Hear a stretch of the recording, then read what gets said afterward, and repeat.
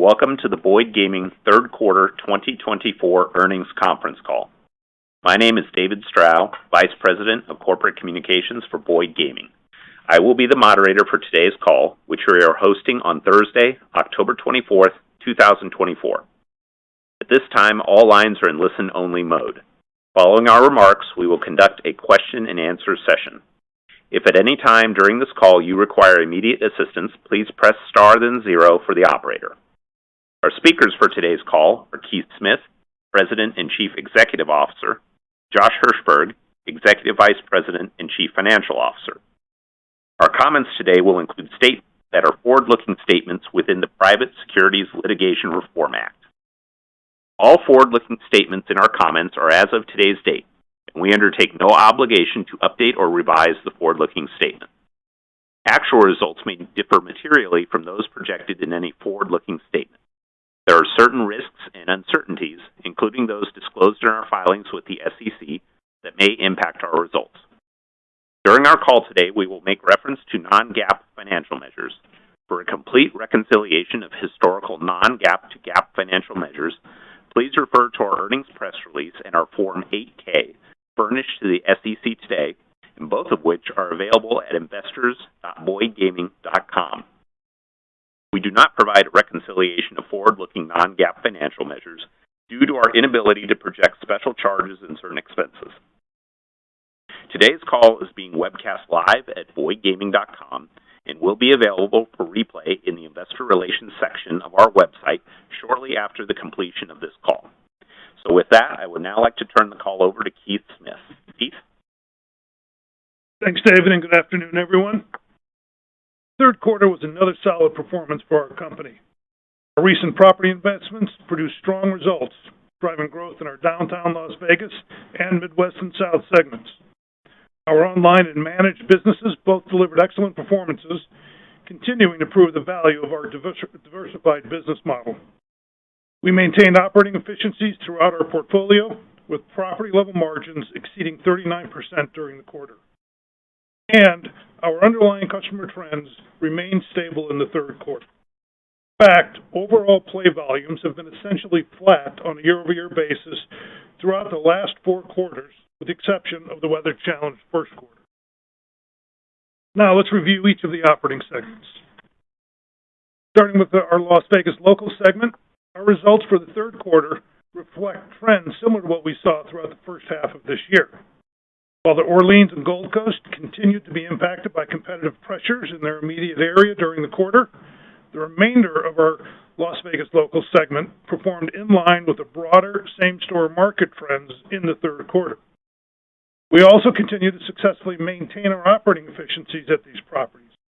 Excluding Orleans and Gold Coast, EBITDA margins were 49% during the quarter, a testament to our team's ability to successfully manage expenses in the current environment. Lastly, hotel revenues in our local segment continue to grow as we benefited from increased room demand across the broader market.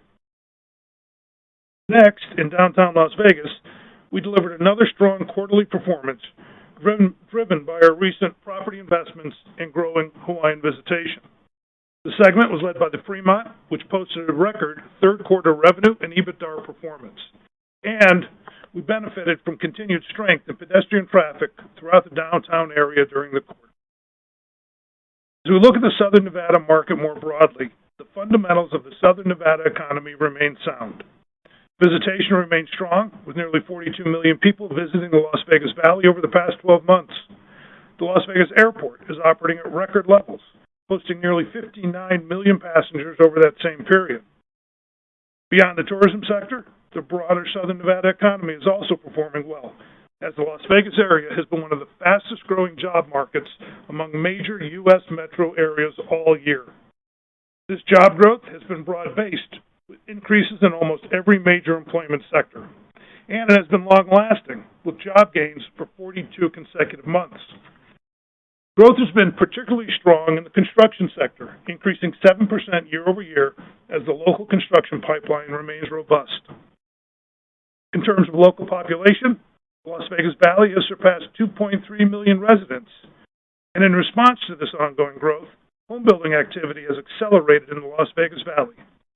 More than 14,000 new residential units were permitted over the past 12 months, an increase of 23% year over year. Now, moving outside of Nevada, our Midwest and South segment benefited from a record third quarter performance at Treasure Chest Casino, which opened its new land-based facility in June. Treasure Chest has delivered strong revenue growth since the new facility opened, and we are already on pace to exceed our targeted EBITDA return. Excluding Treasure Chest, both revenue and EBITDA for the rest of the segment were essentially even on a year-over-year basis during the quarter.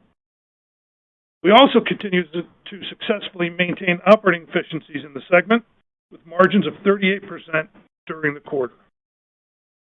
Next, our online segment had another great performance in the third quarter as we continue to grow from our market access agreements across the country. The largest contributor to our online results is our partnership with FanDuel, which continues to strengthen its position as the nation's leading sports betting company. Beyond the revenue and EBITDA growth we are seeing from our market access agreements with FanDuel, we also continue to benefit from FanDuel's success through our 5% equity interest. In the country, FanDuel's leadership position in online gaming continues to grow, and with it, the value of our equity stake. Based on our strong performance during the third quarter, we are raising full-year EBITDA guidance for our online segment to $75 million from our continuing operations. This is up from the $65 to $70 million we previously guided. Also during the quarter, we acquired the New Jersey operations of Resorts Digital Gaming. While this was a small acquisition, it represents another step in building out our regional iGaming business. Finally, our managed business recorded another strong quarter. With another solid performance at Sky River, our managed business remains on track to generate approximately $90 million in EBITDA this year. Earlier this month, the Wilton Rancheria Tribe received final regulatory approvals and closed on financing for the expansion of Sky River. With these final steps complete, work has now begun on the first phase of the expansion that will add 400 slots and a 1,600-space parking garage to the property. Following the opening of this first phase in early 2026, we will commence work on the second phase of the expansion that will add a 300-room hotel, 2 additional food and beverage outlets, a day spa, and an entertainment and event center. Upon completion of phase 2 in late 2027, this expansion will further strengthen Sky River's position as one of Northern California's leading gaming entertainment destinations. So in all, this was another solid quarter for our company. Over the last several years, we have significantly improved our operating efficiency, enhanced our free cash flow, lowered our leverage, strengthened our balance sheet, delivered consistently solid performances. Our improved performance has allowed us to return nearly $1.7 billion to our shareholders over the last 3 years. At the same time, we're actively investing in our properties to enhance the competitive positioning of our portfolio nationwide. For example, we are now completing major hotel room renovations at Blue Chip, Ameristar St. Charles, and Gold Coast, and we are starting new projects at IP, Orleans, and Valley Forge. And we've introduced more than 20 new restaurants and bars across the country over the last year alone. In Las Vegas, we have an extensive property-wide renovation now underway at the Suncoast. We unveiled a new modern sports book in early September to strong customer response. The opening of this new sports book was the opening of the limit room, premium steakhouse at the Suncoast.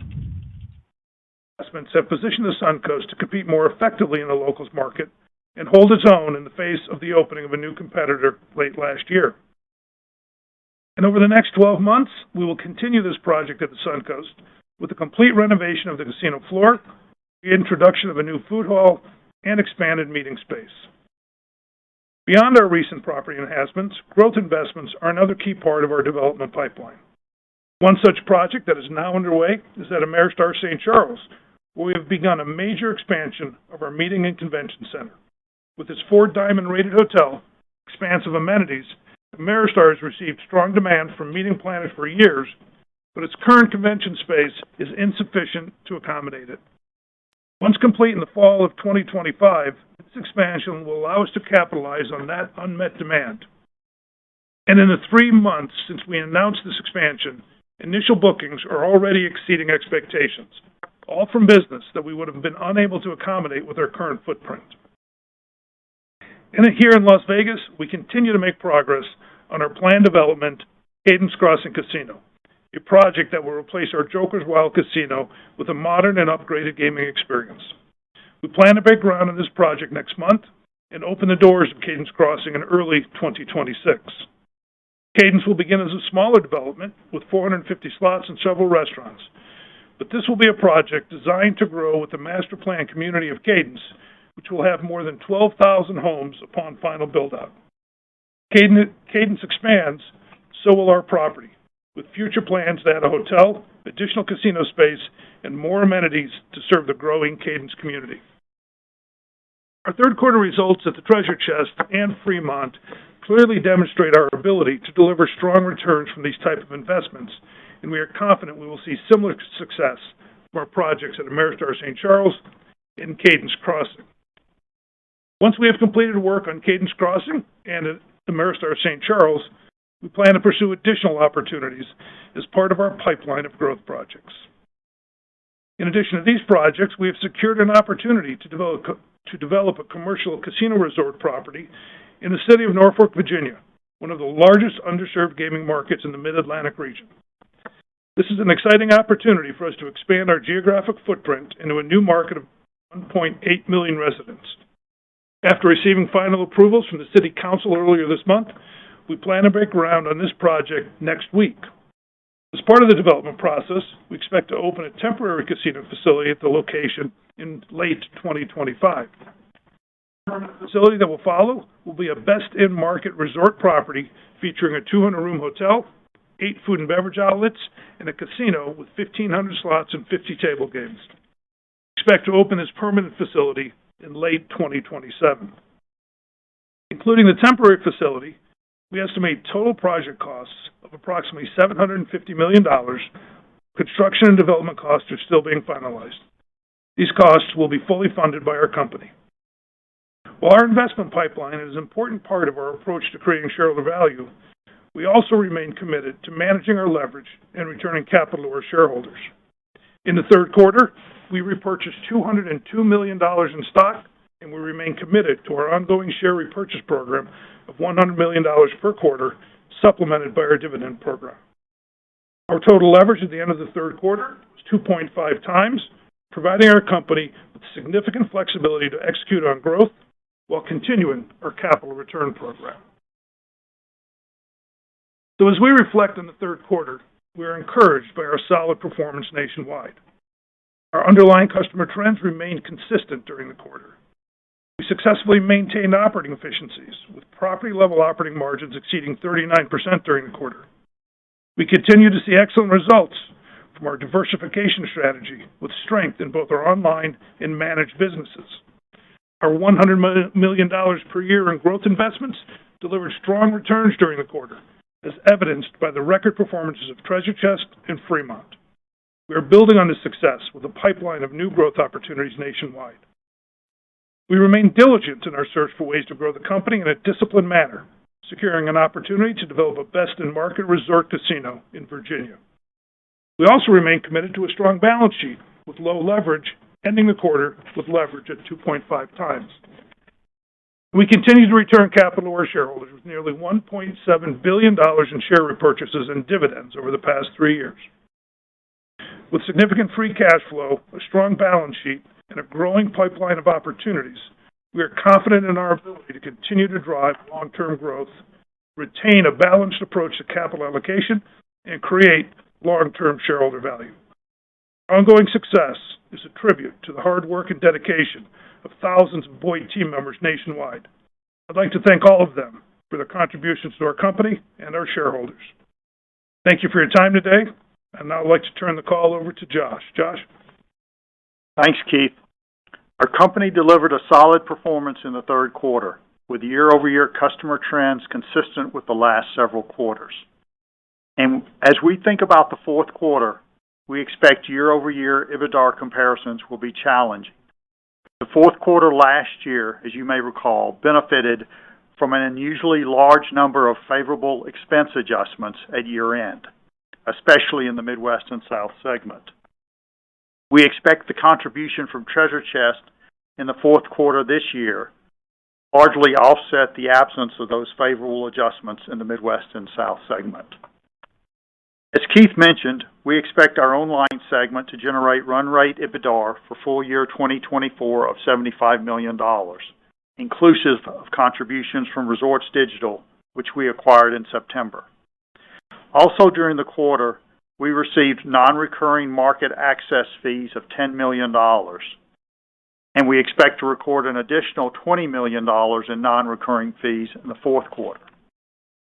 As a result, for full year 2024, we expect our online segment to produce $105 million in EBITDA, including $75 million of run rate EBITDA and $30 million of one-time incremental market access fees.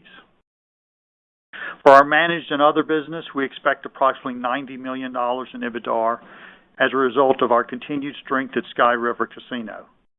Recall that Sky River recorded one-time items in the fourth quarter of 2023, which positively impacted our managed and other results during that quarter. During the third quarter, the tax pass-through amount related to our online revenue share agreements was $103 million, compared to $71 million last year in the third quarter. Excluding the tax pass-through amount, company-wide margins for the third quarter this year would have been approximately 39%, or more than 420 basis points above the margin reported. In terms of capital expenditures, we invested $85 million during the third quarter, bringing year-to-date capital spend to $289 million. Based on capital spending to date, we are updating to a slightly lower projected total expenditures number for 2024 of $400 to $425 million. This estimate includes maintenance capital of approximately $225 to $250 million, approximately $75 million in incremental maintenance capital for room renovations, and $100 million in recurring growth capital for our property investments. We believe the record results we are delivering at Treasure Chest in Fremont clearly demonstrate the long-term potential of our $100 million of annual recurring growth capital. In 2024, this growth capital includes the completion of the Treasure Chest project, as well as starting the Ameristar St. Charles Convention Center expansion and the Cadence Crossing development in Las Vegas. The estimated $750 million in capital related to our Virginia development will be in addition to our annual maintenance and recurring property investments. Beyond these investments, we remain committed to returning capital to our shareholders through share repurchases and dividends. We paid our quarterly dividend of 17 cents per share during the third quarter. Additionally, we repurchased $202 million in stock during the third quarter, acquiring 3.5 million shares at an average price of $58.37 per share. We remain committed to repurchasing $100 million in shares each quarter. When combining our share repurchases with our dividend program, year-to-date through the third quarter, we have returned $531 million to our shareholders. We're currently on pace to return nearly $650 million this year, or more than $7 per share. As of September 30th, we had $343 million remaining under our current repurchase authorizations, and the actual number of shares outstanding at quarter end was 88.8 million shares. Since October 2021, we have returned nearly $1.7 billion in capital to our shareholders in the form of share repurchases and dividends, reducing our share count by more than 20% over that time period. As Keith mentioned, we ended the quarter with total leverage of 2.5 times and lease-adjusted leverage of 2.9 times. We have no near-term maturities and ample borrowing capacity under our credit agreement, placing our company in the strongest financial position in our history. David, that concludes our remarks. We're now ready to take questions. Thank you, Josh. We will now begin our question and answer session. If you would like to ask a question, please press star then one on your touch-tone phone. You will hear a 3-tone prompt acknowledging your request. Should you wish to withdraw your request, please press star then 2. If you are using a speakerphone, please use your handset when asking your question. We will pause for a moment while we compile our list of questioners. First question comes from Shaun Kelley of Bank of America. Shaun, please go ahead. Hey, good afternoon, everyone. Thank you for taking my questions. Josh, Keith, if we could start with maybe just the Midwest and South, just to make sure we have the right baseline here. Last year, obviously, there was some noise in the way I think expenses fell between Q3 and Q4, and Josh, it seems like you're calling that out. Can you just help everyone with a little bit of magnitude here? And if I'm understanding the puts takes, is it right to read you as roughly flattish if we take those one-time good guys into account from last year versus the upside you're seeing at Treasure Chest? Yeah, Shaun, I think you largely have the gist of it. It's when you look at, let me talk about this quarter first. In terms of the third quarter this year, if we exclude Treasure Chest, our business pretty much performed on a kind of a stable basis year over year. And when you look at fourth quarter, because we don't have the benefits of the reduced expenses from last year, that benefit is largely offset by the addition of Treasure Chest growth. So you can kind of see from the third quarter, without Treasure Chest, West and South was essentially even year over year, and then we'll offset the benefit of lower expenses that we benefited from in the fourth quarter as a result of the contribution, and that'll give you the order of magnitude.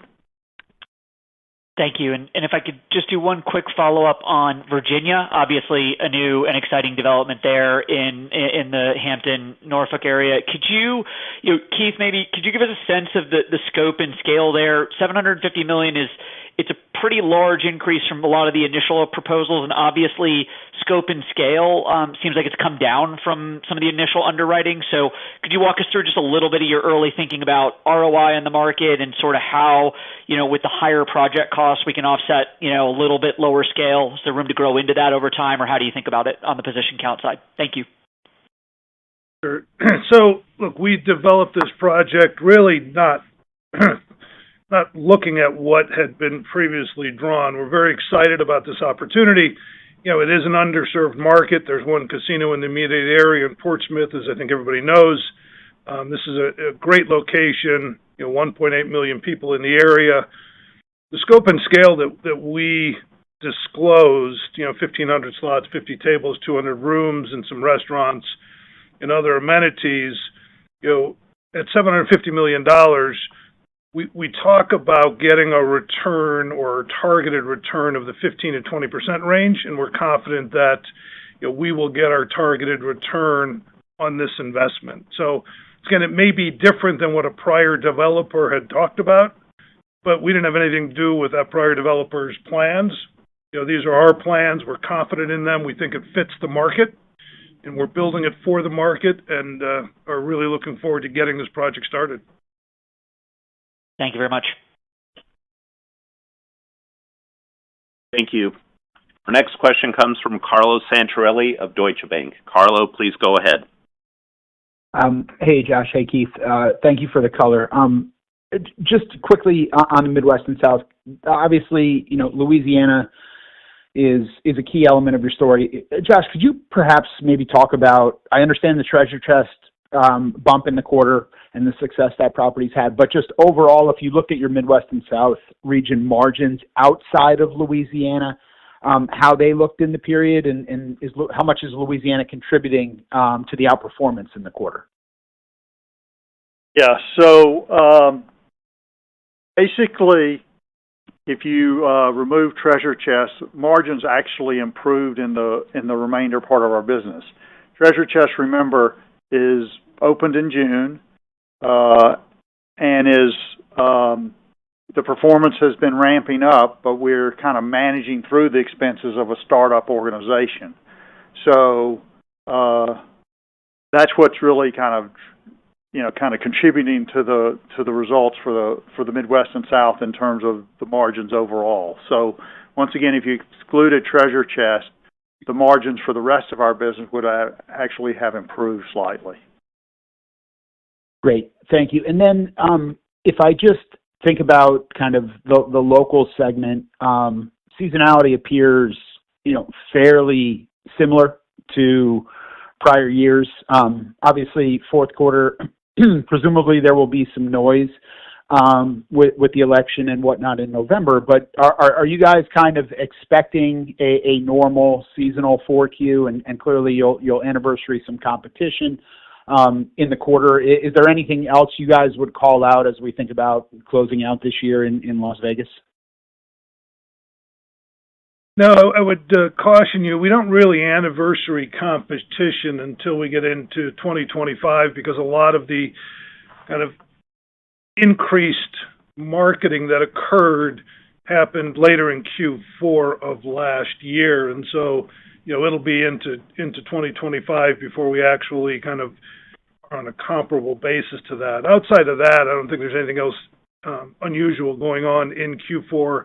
As you said, outside of any election activity that disrupts, customers from getting out and visiting our properties over, whether it's now or the weeks leading up until the election. So, but once again, competition will remain there.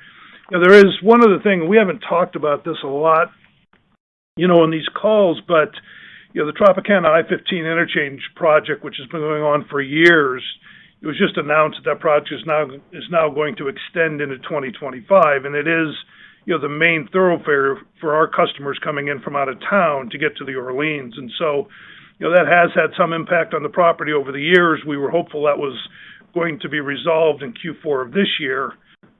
It's actually probably at its most impactful point during Q3, Q4, and early next year. So that will likely have some small impact on the business also. Great. Josh, if I could just circle back, relating back to the Midwest and South, I know in the fourth quarter last year, you guys benefited from some accruals that you took, as you referenced earlier in the call. Was the 3Q last year kind of over accrued and perhaps that created a little bit of a more favorable dynamic this year and that will juxtapose in the 4Q? Yeah, so Q3 last year was definitely not a bright spot for us. I think that had more to do with just the expenses related to like property insurance going into effect and things like that. And then as we kind of went in from Q3 to Q4, those expense levels stay the same, but then we got the benefit of literally just almost every adjustment that we made at year-end kind of going in our favor. And so it was really broad-based around a lot of different categories. They contributed to the kind of, especially in the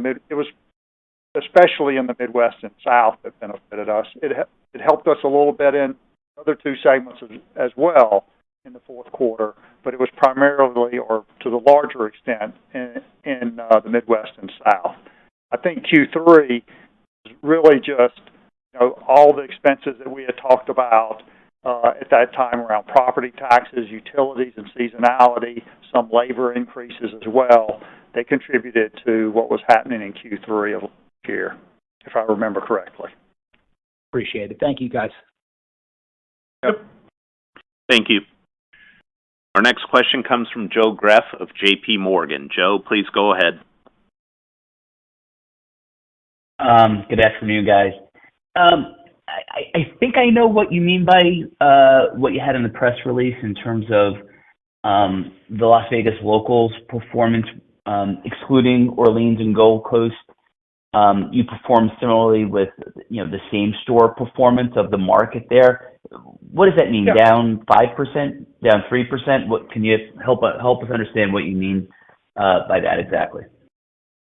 Right. So when we do the math, obviously taking a stab at what we think the new competitor generated, we think the same store market probably shrunk low to mid single digits. We were less than that. So we were low single digits. We performed, frankly, in line or better than market, best as we can tell. Great, thanks. And Josh, I know you probably had some things in that aren't completely firmed up. But as you sit here in late October and think about capital commitments for next year, can you help us understand, how are you thinking about it now, including the Virginia development? Thanks. Yeah. So I think the number that we have for this year, in terms of where we were originally thinking, kind of 400 to 450, is now kind of 400 to. I think that's probably a good place to start for next year. We're still firming up the budgets and everything and the timing related to Virginia, and so it's a little bit hard to know at this point exactly how much will be spent next year. There's some one-time initial payments and things of that nature that will largely front-end load the spend. So for right now, I would be a little cautious around giving some guidance around what to expect for Virginia, but I think it's going to be in this 150 area or so, and just need a little bit more time to refine that and come back to you with when we have our fourth quarter call.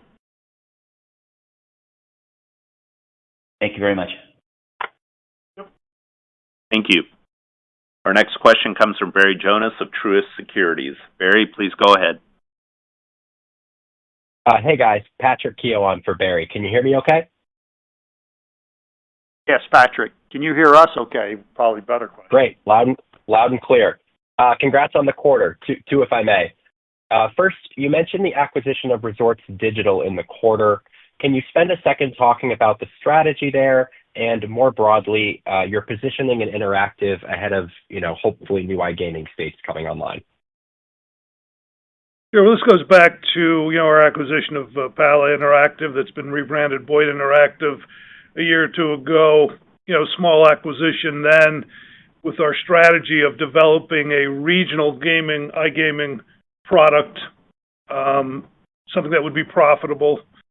Resorts Digital is a complement to that. It's a small acquisition that helps bolster that business.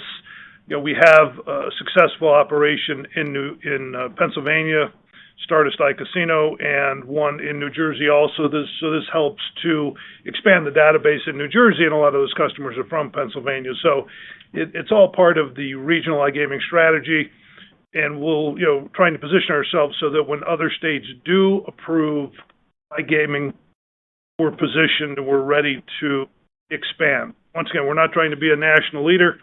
We want to make sure that we're a leader in the states we're in business and surrounding important states to us. That's great. Thank you for the color. And for my follow-up, you've announced Cadence Crossing and now a new project in Norfolk. Are you exploring further organic expansion opportunities, or would you say your plate's more or less full for now? Thank you. Well, we certainly have a lot going on, but we have worked extremely hard over the last several years to position our company such that we can do multiple things. We maintain our focus on having a strong balance sheet and low leverage. We can do these projects and continue our capital return program, and so we'll continue to keep our eyes open for other opportunities when they come along. We haven't. It's not like we're not answering the phone any longer. We continue to answer the phone and look for good opportunities, whether they're organic, whether it is, building out an existing property. We have spare land here in Las Vegas at a number of our properties, New Orleans and Suncoast. We have other internal opportunities. We have an opportunity in our Paradise location, East Peoria, Illinois, to do something similar to Treasure Chest. Paradise has, once again, an older riverboat, stories. It's not as competitive in today's world. And so we have the opportunity to have a more compelling entertainment product there. So a number of opportunities we're looking at. We are disciplined. We're not going to layer it all on at once. These are projects that will get rolled out over the course of the next several years, so that we're careful to maintain our balance sheet, maintain a good leverage level, but continue to take advantage of opportunities as they present themselves. That's great. Thanks so much, and congrats on the quarter. Thank you. Thank you. Our next question comes from Steve Wazinski of Stifel. Steve, please go ahead. Hey, guys. Good afternoon. So, want to start with the online segment. Josh, let me just make sure I have the math right here first. So, if we strip out the $10 million of non-recurring fees in the third quarter, that's going to imply, let's call it about $16 million of EBITDA for the third quarter. So, as we think about the fourth quarter without the non-recurring fees, that would be what, 21, 22 million, somewhere in that range. So as we think about 2025 for online, I assume we should be thinking about the 75 million baseline and then grow that number from there. I just want to make sure I have all that right. You got it, Steve. You're right on. That's shocking for once. Okay. So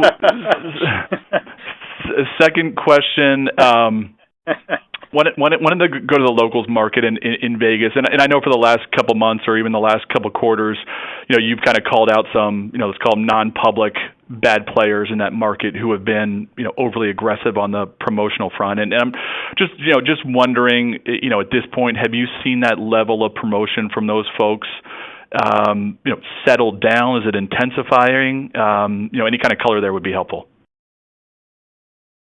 Well, to correct the record, we didn't call it any bad players. We talked about some people in the neighborhood who were spending at a very aggressive level.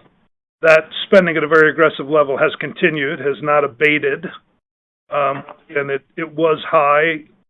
People doubled down kind of in December of last year, and for the most part, it has remained at that elevated level since that point in time. As I said earlier, we don't really kind of lap that or get to good comparisons until early 2025, maybe the second quarter of 25. So, yeah, I wish it had abated.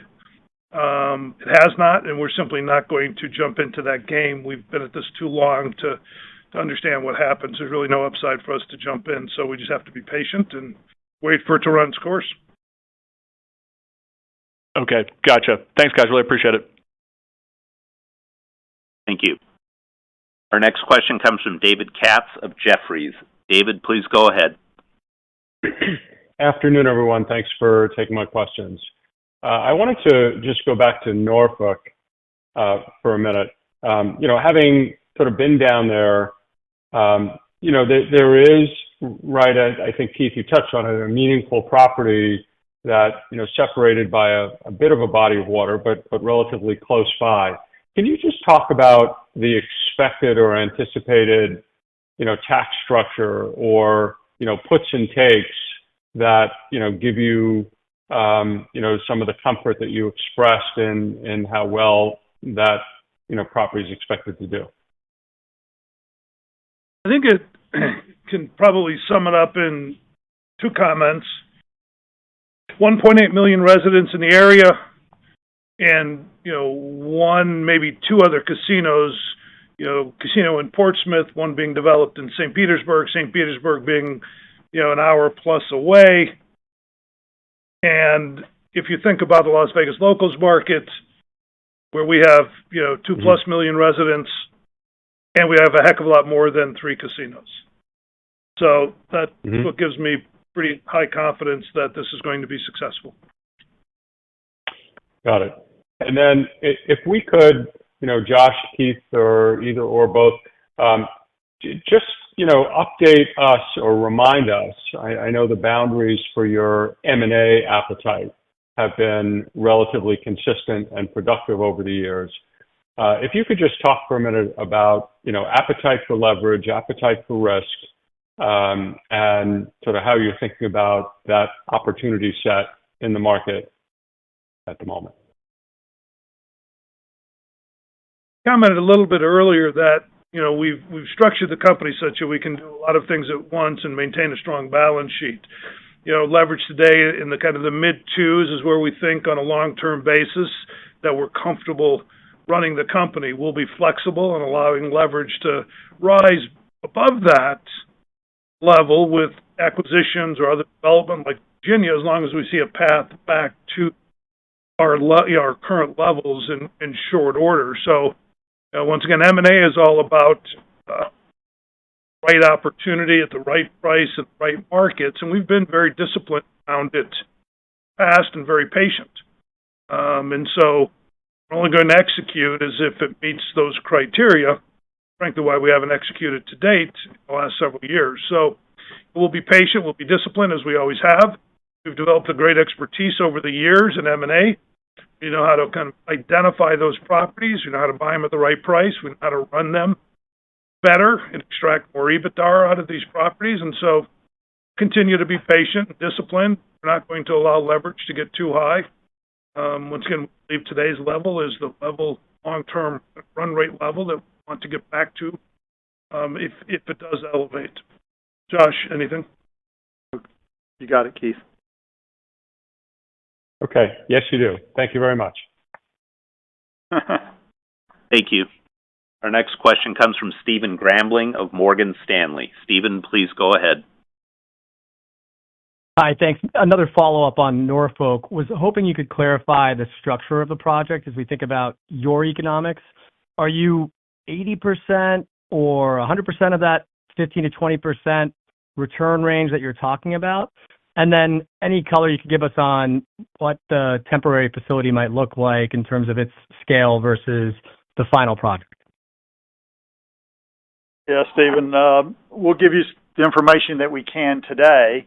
We expect to own at least 80% of the venture, and we would expect to get, obviously, commensurate economics from that ownership over time. We are going to finance ourselves the full project cost. Ultimately, currently we're estimating that to be $750 million, and that will be, since this is a commercial casino, it will be secured by the assets of the casino and paid from the operations of the casino. So that's the thinking. The temporary is meant primarily to meet regulatory requirements to have something open very quickly. So, expectations should be we're going to get something small open quickly. And the real economic engine will come from the time. Yeah, maybe just to add, while some of the temporary casinos in Virginia have been a larger scale and quite productive, you should not be thinking that model here. We have a smaller site, therefore we have limited plan to build a temporary, so this will be a much smaller scale casino than some of what's been built in other locations. And on that site, while we're putting up the temporary, we'll be building the permanent at the same time. So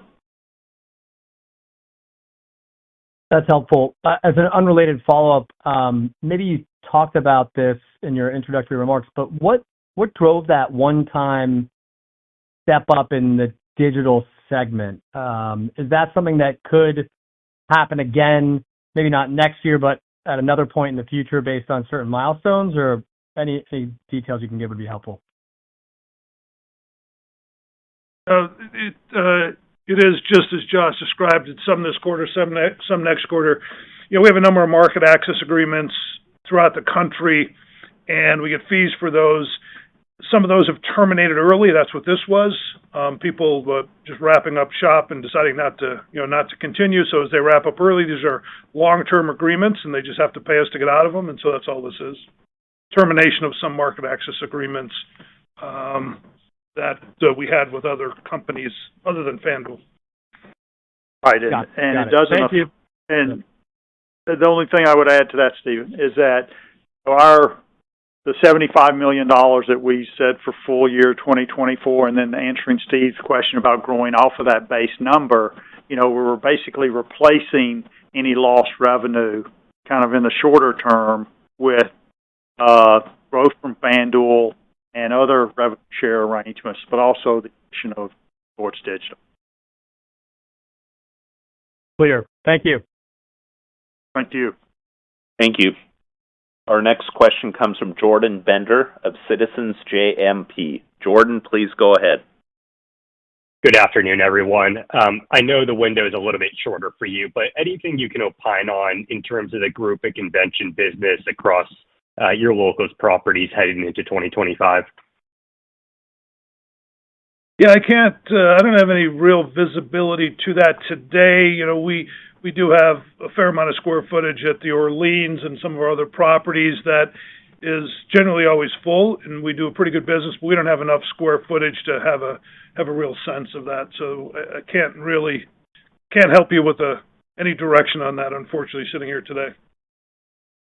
Okay, no worries. And then on the follow-up, I think you said EBITDA margins 49% ex Orleans and Gold Coast. I'm not sure if I missed it, but is there any way to compare that to like the prior year level, just directionally, maybe the health of margins on a year-over-year basis?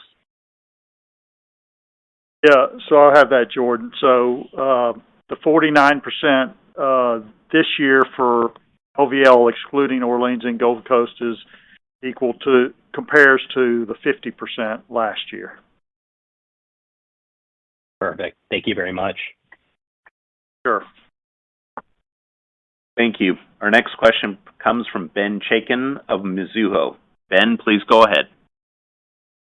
Hey, just one. Thanks for taking my question. So Treasure Chest has been open for a few months, and I think, at least from a top-line perspective, is surpassing most expectations. As you reflect on this, what's surprising you most about this property or investment? Is there anything you can bring to future ROI projects? And I kind of asked that in a related tangent in that I think you mentioned that there was also a potential option at Paradise, if I heard that correctly. So is this purely your decision, or are there any regulatory hurdles needed? Thanks. So Treasure Chest has been an extremely successful operation since we opened it. I think we expected that we would draw some new business. It's a very strong market for us. We've been there for a long time. And we're probably just surprised by, the overwhelming demand. It's a great product, and it's not over the top. It's a very, I think, right-sized product for the market. But, yeah, just strong demand. If anything, maybe it reflects that, three-level riverboats are no longer a competitive product for consumers looking for our type of entertainment, which is why we turned to Paradise, where we have an older three-story riverboat. There's no regulatory impediments. It's probably the opposite. There's encouragement by the regulators to do something more modern. We're taking a look at that to see what it looked like, what it cost, and exactly what that product would be. But nothing stands in our way. Got it. And I guess just on the back of that, I mean, given the results of Treasure Chest, why wouldn't you move forward with Paradise sooner? Is it just because you've got a slate of other ROI projects that are set to go, or what's holding you back? Yeah, I think there's a number of things. One is we have a number of projects in the pipeline, and we have committed to being disciplined and not overspend at any one given year. Two, it takes a while to design and draw these, and so Treasure Chest just opened. We've seen the success, and so, you should assume there's work being done looking at Paradise, and but drawing the building and getting the designs done and getting them construction ready and bid out just takes some time. So it's nothing that, look, I wish we could move faster. I wish we could start it next month, but we can't. So it's in the pipeline. It's something we're taking a hard look at, just nothing that's going to happen immediately or in the near term being 2020. Got it. Understood. Thank you. Thank you. Our next question comes from Dan Politzer of Wells Fargo. Dan, please go ahead. Hey, good afternoon, everyone. I was wondering if you could talk maybe about, the fourth quarter to date trends. Have you noticed any discernible change in behavior among consumers just as we go into this election cycle, which seems, maybe more distracting than years past? Yeah, look, as you look at the first kind of 3 weeks of October, it's hardly a trend, but I would say we haven't really seen any discernible changes in consumer behavior. Clearly, there's a lot of noise out there related to the election, and frankly, it's beyond the election. There's a lot of noise out there in the world generally, whether it's with wars or anything else, and so is that impacting the consumer? Will that continue to impact the consumer, i.e. staying at home, watching TV, paying more attention, not going out as much? Hard to know, but in the first couple of weeks, I haven't noticed anything that I would call a discernible change, one way or the other, good or bad. Got it. And then just quickly on my follow-up, treasure chest, I know sometimes there's properties in Louisiana or New Orleans specifically that might have a different tax treatment. So is there anything kind of nuanced that you would call out on treasure chest and maybe the margins in the quarter as it related just from the gaming taxes there? No, we have a normal gaming tax there. One of the differences in Louisiana is if you have a horse race track, which we do, we own Delta Downs and Evangeline Downs in the state of Louisiana, they have a different tax rate because there's a tax for a purse supplement. I'm not familiar with the tax rate in the downtown casino, but generally there's a standard tax rate for all of the non-horse track facilities in the state of Louisiana. So nothing unusual at Treasure Chest. It's been the same for 20 years. Got it. Thanks so much. Thank you. Our next question comes from Brandt Montour of Barclays. Brandt, please go ahead. Thanks. Good evening, everybody. Thanks for taking my question. So on Treasure Chest, just a follow-up there, we can all see the state reports, seems to be doing a nice sort of 12 million GGR per month. I'm just curious, when you look at that asset and how it's ramped, or how it started off, if that's the sort of the right rate, monthly rate settle in here with that asset. Do you think that there's further traffic or capacity or ramp to go, or how do you kind of look at it from a revenue perspective? So it has been amazingly consistent since it opened at 70 to 80% higher than pre-expansion or pre-land based. I think we're more than pleased with that, and no, I don't think it grows any higher than that. I think the building is pretty full most of the time to hit plus 80% over the baseline. So I don't think it grows beyond that. I think our challenge will be to continue to keep those customers coming back day after day and week after week, and make sure that they have a great experience. So I think it's probably a good number to use. I wouldn't anticipate it going much higher, if any at all. Great, that makes sense. And then just a quick follow-up. You guys didn't really call out hurricane impact. Several of your markets were in the path or near Louisiana, especially, right? I'm just curious if there was an impact, and maybe you just didn't want to call it out, or what sort of happened with that in the quarter. Yeah, look, I think there are a number of impacts throughout the quarter that we didn't talk about. There was, the big hurricanes that hit Florida did not have an impact on us. There was an impact, from the earlier hurricane. I think it was Francine that impacted Amelia Bell, that got closed for a number of days and impacted some of our business at Treasure Chest. There are a number of other things that happened during the quarter, whether it was, the hottest summer on record in Las Vegas that maybe kept people closer to home, or any number of other things. We just didn't call them out, because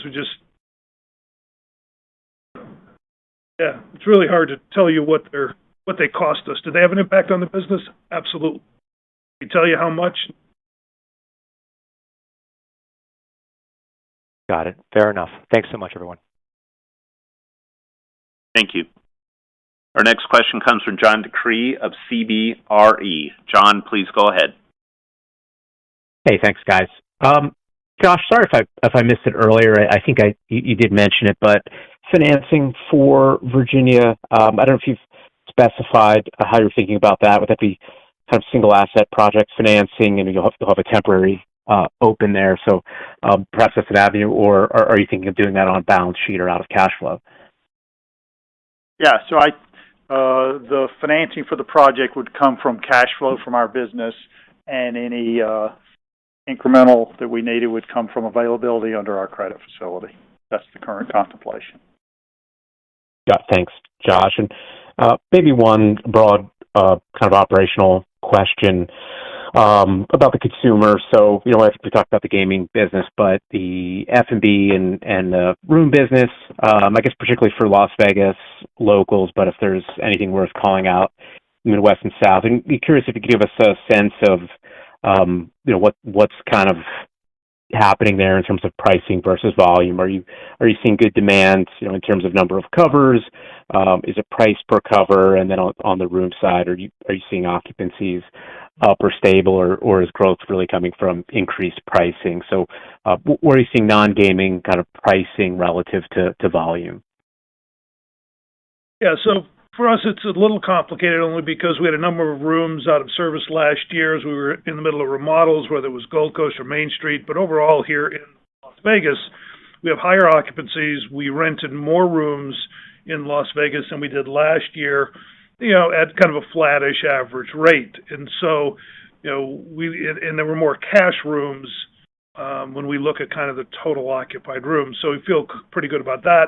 We look out of state, once again, it's a little complicated because of room remodel projects that were in cycle, but I would say nothing unusual in our out of or non-Nevada type hotel business. Food and beverage, I would say nothing unusual to call out. We're maintaining prices. We're able to keep up with increases in the cost of groceries by monitoring or adjusting prices. Not seeing a lot of pushback. And when we do make those adjustments, so I'm not saying that there's complete elasticity there. There is, but been able to keep up with adjusting price of groceries. So nothing unusual. I would good or bad. Great. Thanks, Keith. That definitely answers my question. Appreciate it. Thanks, Josh. Thanks. Our final question comes from Chad Beynon of Macquarie. Chad, please go ahead. Josh, Keith, thanks for taking my question. Wanted to ask about the share repurchases in the last 2 quarters. It has positively disconnected from the $100 million baseline that you had been running at. So you've acquired 6 to 7% of the company just in the past couple quarters. Should we still think about this $100 million repo per quarter as the baseline, or has this increased given a number of different factors internally? Thanks. No, we'd encourage you to continue to think about the $100 million as a baseline. That's what we have kind of baked into our modeling. And, our kind of going above that is just, based on any specific facts during the quarter and what we have going on, projects in the pipeline, and opportunities for where the stock is priced also. So, we have the financial flexibility to take opportunities if there's a dislocation in the price, which is frankly why you've seen it, as Josh, I think, indicated. The average price of the shares we bought back in Q3 was $58. So, please stay anchored in 100 because we don't want you to be surprised if it's 100 in Q4. And once again, that's what we're committing to. We're not committing to any more. Okay, perfect. Thank you. And then lastly, in LVL, could you remind us if there was any noise in Q4 23 related to F1, positively or negative, whether it was road diversions, construction, locals just staying away from certain areas in the locals market, and then also downtown, if you saw anything and if we could see a reversal of that this Q4. Thank you. So I think it was well reported last year. Look, F1 was not a positive business experience in either the locals market or downtown. Customers stayed away. They didn't want to deal with what reported chaos was going to be, and the real benefit occurred on the Strip. This weekend, F1 will be stronger only because there's a home Raiders game that weekend. I don't suspect any real change downtown or in the locals market, just on a pure basis from F1. So I think if you're thinking of it apples, year over year, it'd be apples and apples. But once again, there will be a Raiders game in town, and so that will boost the weekend overall. Okay. Thank you very much. Nice results. Thank you. Thank you. This concludes our question and answer session. I'd now like to turn the call over to Josh for concluding remarks. Thanks, everyone, for joining. Some times during the call that you have had trouble hearing what we were saying. If you have questions around that or anything else that wasn't clear, feel free to give us a call and we'll try to clarify that. Thanks for joining.